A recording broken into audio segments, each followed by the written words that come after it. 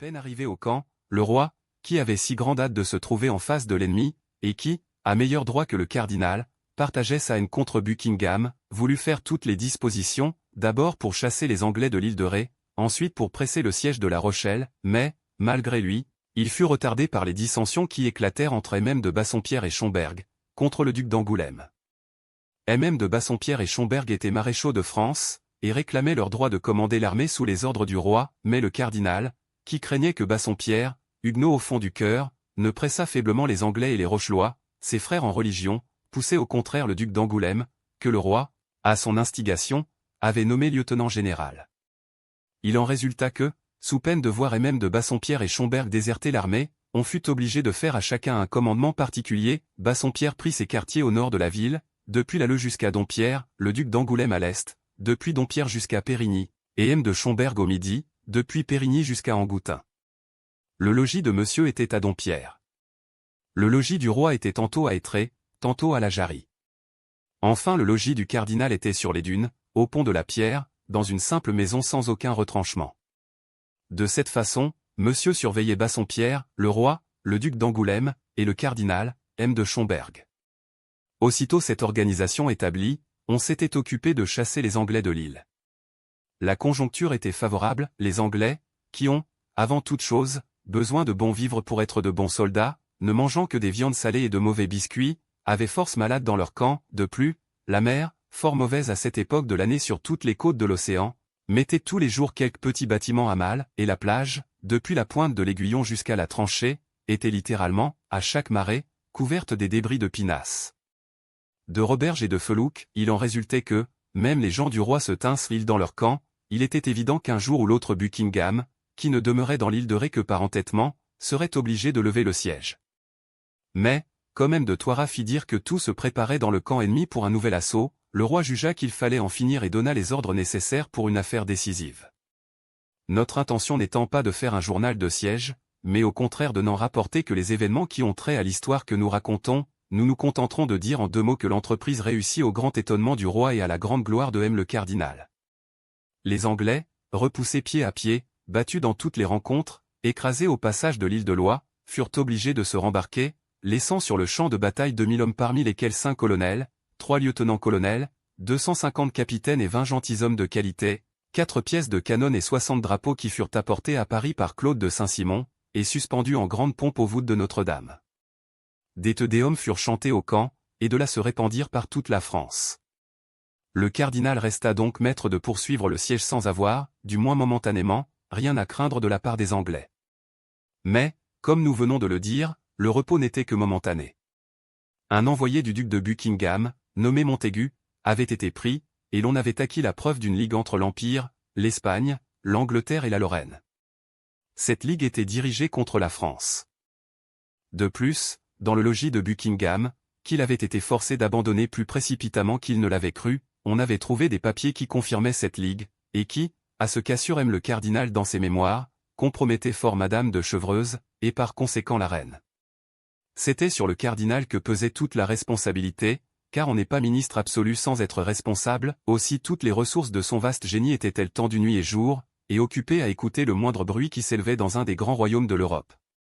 Le cardinal connaissait l'activité et surtout la haine de Buckingham. Si la ligue qui menaçait la France triomphait, toute son influence était perdue. La politique espagnole et la politique autrichienne avaient leurs représentants dans le cabinet du Louvre, où elles n'avaient encore que des partisans. Lui Richelieu, le ministre français, le ministre national par excellence, était perdu.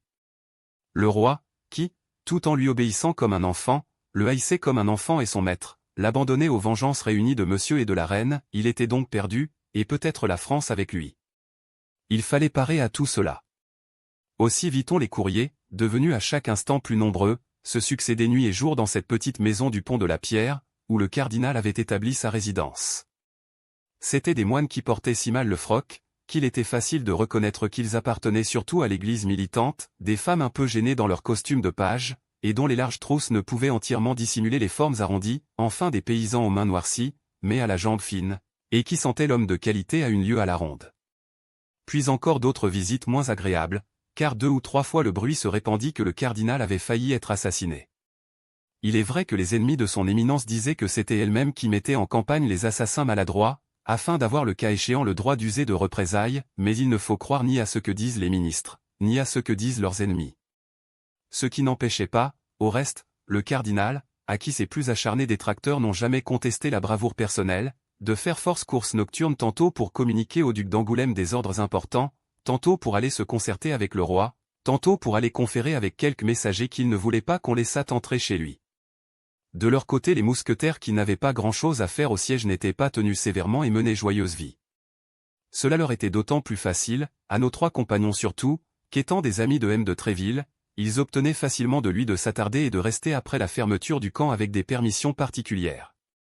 Or, un soir que D'Artagnan, qui était de tranchée, n'avait pu les accompagner, Athos, Porthos et Aramis, montés sur leurs chevaux de bataille, enveloppés de manteaux de guerre, une main sur la crosse de leur pistolet, revenaient tous 3 d'une buvette qu'Athos avait découverte 2 jours auparavant sur la route de la Jarrie, et qu'on appelait le Colombier Rouge, suivant le chemin qui conduisait au camp, tout en se tenant sur leur garde, comme nous l'avons dit, de peur d'embuscade. Lorsqu'à grave un quart de lieue à peu près du village de Boisnard, ils crurent entendre le pas d'une cavalcade qui venait à eux, aussitôt tous 3 s'arrêtèrent, serrés l'un contre l'autre, et attendirent, tenant le milieu de la route, au bout d'un instant, et comme la lune sortait justement d'un nuage, ils virent apparaître au détour d'un chemin 2 cavaliers qui, en les apercevant, s'arrêtèrent à leur tour, paraissant délibérer s'ils devaient continuer leur route ou retourner en arrière. Cette hésitation donna quelques soupçons aux 3 amis, et Athos, faisant quelques pas en avant, cria de sa voix ferme, « Qui vive ?»« Qui vive vous-même » répondit un de ces 2 cavaliers. « Ce n'est pas répondre, cela, » dit Athos. « Qui vive ?» Répondez, ou nous chargeons. Prenez garde à ce que vous allez faire, messieurs, dit alors une voix vibrante qui paraissait avoir l'habitude du commandement. C'est quelque officier supérieur qui fait sa ronde de nuit, dit Athos, que voulez-vous faire, messieurs? Qui êtes-vous, dit la même voix du même ton de commandement, répondez à votre tour, ou vous pourriez vous mal trouver de votre désobéissance. Mousquetaire du roi, dit Athos, de plus en plus convaincu que celui qui les interrogeait en avait le droit. Quelle compagnie? Compagnie de Tréville. Avancez à l'ordre, et venez me rendre compte de ce que vous faites ici, à cette heure. Les 3 compagnons s'avancèrent, l'oreille un peu basse, car tous 3 maintenant étaient convaincus qu'ils avaient affaire à plus fort qu'eux, on laissa, au reste, à Athos le soin de porter la parole. Un des 2 cavaliers, celui qui avait pris la parole en second lieu, était à 10 pas en avant de son compagnon, Athos fit signe à Porthos et à Aramis de rester de leur côté en arrière, et s'avança seul. « Pardon, mon officier, dit Athos, mais nous ignorions à qui nous avions affaire, et vous pouvez voir que nous faisions bonne garde. » Votre nom, dit l'officier, qui se couvrait une partie du visage avec son manteau. Mais vous-même, monsieur, dit Athos qui commençait à se révolter contre cette inquisition, donnez-moi, je vous prie, la preuve que vous avez le droit de m'interroger.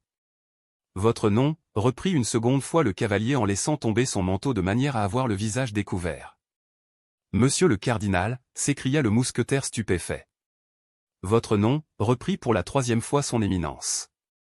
Athos, dit le mousquetaire. Le cardinal fit un signe à l'écuyer, qui se rapprocha.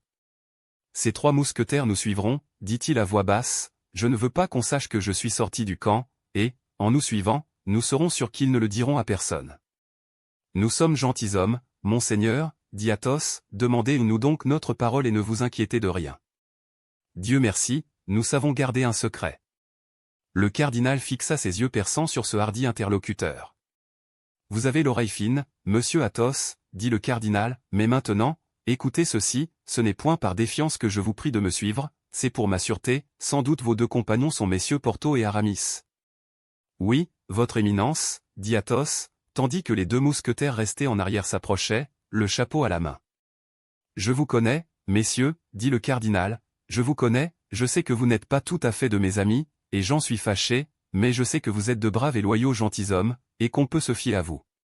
Monsieur Athos, faites-moi donc l'honneur de m'accompagner, vous et vos 2 amis, et alors j'aurai une escorte à faire envie à sa majesté, si nous la rencontrons. Les 3 mousquetaires s'inclinèrent jusque sur le cou de leurs chevaux.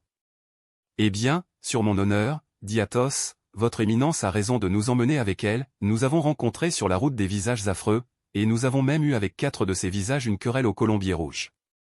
Une querelle, et pourquoi, messieurs, dit le cardinal, je n'aime pas les querelleurs, vous le savez. C'est justement pour cela que j'ai l'honneur de prévenir votre éminence de ce qui vient d'arriver, car elle pourrait la prendre par d'autres que par nous, et, sur un faux rapport, croire que nous sommes en faute. Et quels ont été les résultats de cette querelle, demanda le cardinal en fronçant le sourcil. Mais mon ami Aramis, que voici, a reçu un petit coup d'épée dans le bras, ce qui ne l'empêchera pas, comme votre éminence peut le voir, de monter à l'assaut demain, si votre éminence ordonne l'escalade.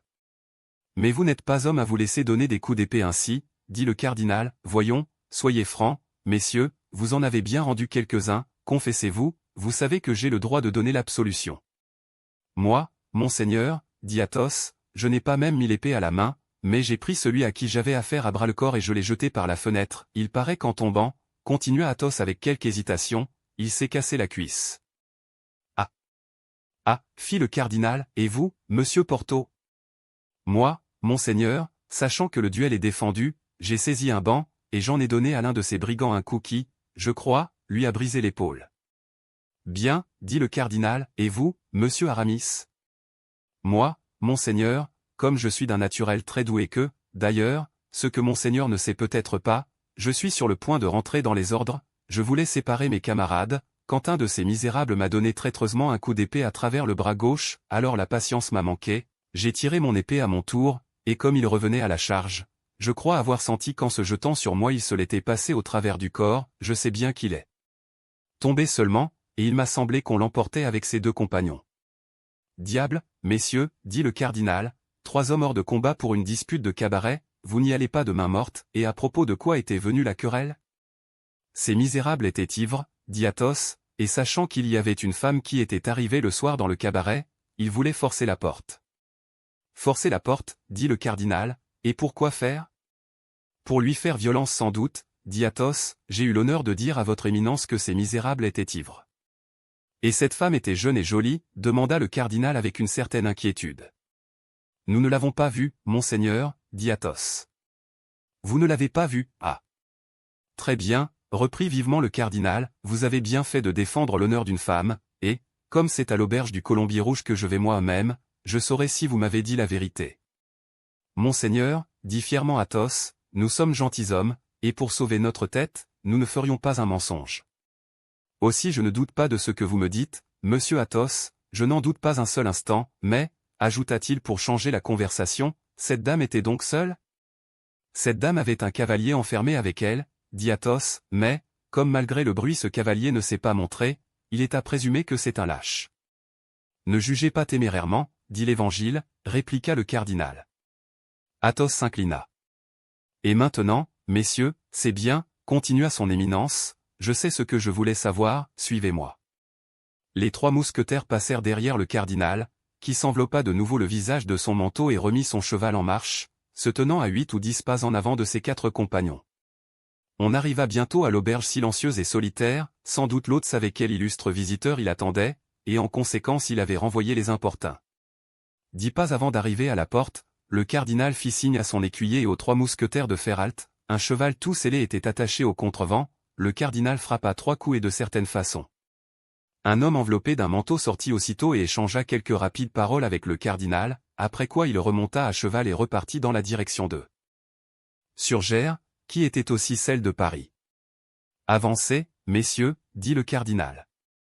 Vous m'avez dit la vérité, mes gentilshommes, dit-il en s'adressant aux 3 mousquetaires, il ne tiendra pas à moi que notre rencontre de ce soir ne vous soit avantageuse, en attendant, suivez-moi. Le cardinal mit pied à terre, les 3 mousquetaires en firent autant, le cardinal jeta la bride de son cheval aux mains de son écuyer, les 3 mousquetaires attachèrent les brides des leurs au contrevent. L'hôte se tenait sur le seuil de la porte, pour lui, le cardinal n'était qu'un officier venant visiter une dame. Avez-vous quelque chambre au rez-de-chaussée où ces messieurs puissent m'attendre près d'un bon feu, dit le cardinal. L'hôte ouvrit la porte d'une grande salle, dans laquelle justement on venait de remplacer un mauvais poêle par une grande et excellente cheminée. J'ai celle-ci, répondit-il. C'est bien, dit le cardinal, entrez là, messieurs, et veuillez m'attendre, je ne serai pas plus d'une demi-heure. Et tandis que les 3 mousquetaires entraient dans la chambre du rez-de-chaussée, le cardinal, sans demander plus ample renseignement, monta l'escalier en homme qui n'a pas besoin qu'on lui indique son chemin.